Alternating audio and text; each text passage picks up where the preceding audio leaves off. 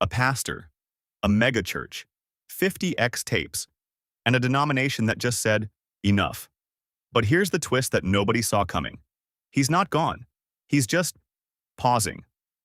And he fully plans to come back. What is actually happening at Life Church Indiana? And should the people still sitting in those pews be concerned? Hello. If you're new here, I cover stories at the intersection of faith, power, and accountability, because these institutions shape millions of lives, and people deserve to know the truth. In this video, we're talking about Nathan Peternell, lead pastor of Life Church, a 4-location megachurch in Indiana. This isn't some fringe operation. This is a prominent, well-connected church. One of its campuses is led by Indiana's own Lieutenant Governor, Micah Beckwith. So when a scandal hits this church, it hits hard. Late last year, Nathan Peternell's son, Jonathan, was arrested for possessing violent minors' corn, described in court documents as torture material. He was recently sentenced to 6 years in prison. Horrific.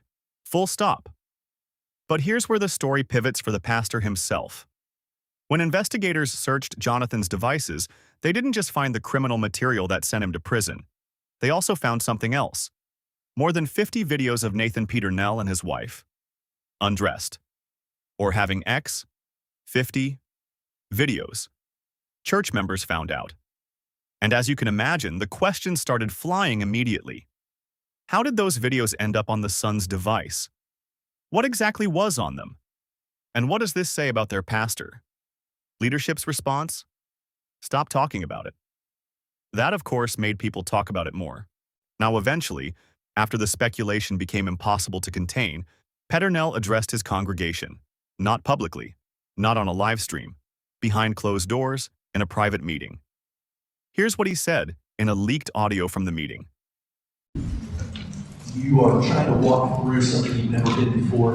It's difficult. The board and the leadership of our church have tried very much to try to get good counsel as best we can, to pray and to really consider the best way to navigate through the issues carefully and carefully. There are a lot of accusations that are circling and being circulated, and some of them are just blatantly false. Some of them are twisted, and some of them are taken from conversations pulled out of context. But in the midst of all of those things, there is a reality that I need to own and I need to address today. Within the covenant of our marriage, my wife and I created private, intimate photos and videos. We've only ever been faithful to one another. And although those files were password protected, they were hacked. And they were hacked from a device without our consent, without our knowledge. And that was done by our son, who was high at the time. We love our son. We forgive him. And we have not abandoned him. We pray for him. Constantly trying to encourage him. But the consequences of that action has caused deep pain. And the fact that those things existed has caused in a lot of people some hurt and some confusion and also some offense. And for that, I am deeply sorry. I want to apologize for that pain that it has brought to this church, to our community that we so treasure. Because he and I love this church. We do with our whole hearts, and we grieve over the discomfort and the distraction and the division that this has caused. You can't walk through something like this without really having to examine your own soul. But here's the thing. The congregants weren't just upset about the existence of the videos. They were upset about the pattern they felt these videos represented. Because this wasn't the first time sexuality had been at the center of Nathan Peternell's ministry in ways that made people uncomfortable. According to reporting from 24 Site News, which has been following this story closely, Peternell told members of his youth groups over the years that if they avoided corn and abstained from premarital sex, They could film themselves after they were married. He was telling teenagers this. From the pulpit, he reportedly preached about his own ex-life, saying his marriage was still sizzling and spicy. He reportedly told congregants that he and his wife used X toys to enhance their intimacy. Look, pastors preaching about healthy sexuality in marriage is not inherently wrong. Plenty of Christian leaders do that responsibly. But when you combine that track record with the X tape discovery, and then layer on top of it separate allegations about inappropriate questioning of a minor during a premarital counseling session, a pattern starts to emerge that many members found deeply troubling. And that combination of factors is what pushed this story from uncomfortable to a full denominational crisis. The Assemblies of God, Peternell's denomination, launched a formal inquiry. The Indiana district leadership conducted what they described as a careful and thorough review, and their conclusion was pointed. The district executive presbytery found that Peternell's personal behaviors, specifically his use and retention of private digital content involving his spouse, quote, fell short of the standards expected of a credentialed minister and were determined to be unbecoming of ministerial leadership.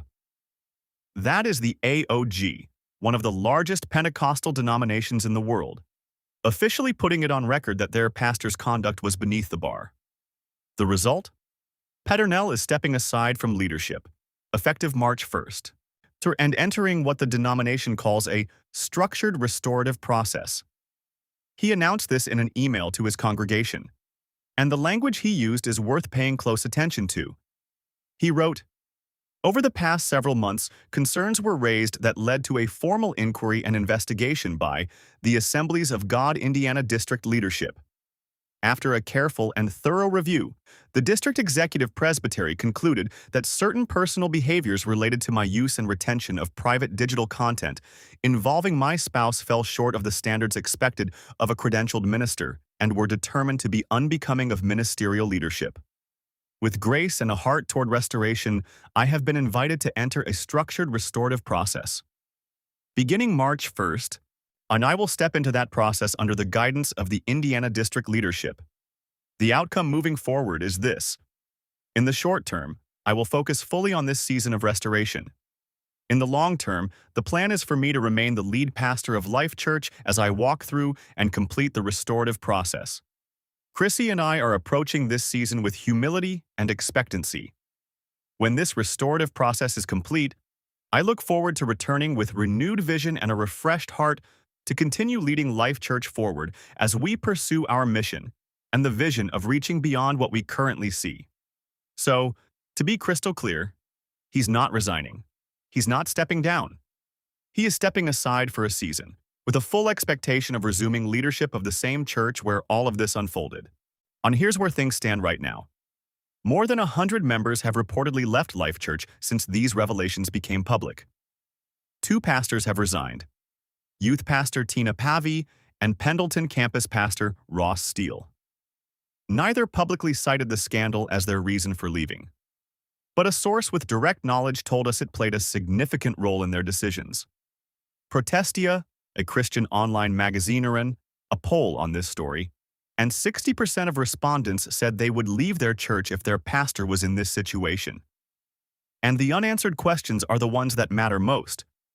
What does a restorative process actually look like in practice? And who is holding him accountable during it? What are the specific benchmarks that have to be met before he's cleared to return to the pulpit? And what happens to the members, many of whom are already gone, who feel that leadership chose protection over transparency from the very start? The AOG has acted. That's meaningful. But acting and being fully transparent with the people most affected, that's a different standard entirely. Here's what I believe. Accountability in the church cannot be a private, closed-door process that the congregation is simply expected to trust. The people who sit in those pews every Sunday, who tithe, who raise their kids in those buildings, they deserve more than an email and a vague promise of restoration. Peternell says he and his wife are approaching this season with humility and expectancy. I hope that's true. But humility is proven over time, in the open, not announced in a statement and then processed behind closed doors. This story is not over. We're going to keep watching it. If this video gave you something to think about, Share it. Drop your thoughts in the comments below. I genuinely want to know where you stand on this. Should a pastor in this situation be restored to the same pulpit? Or does accountability require something more permanent? Subscribe if you're new, because we are going to keep following this story as it develops. I'll see you in the next one.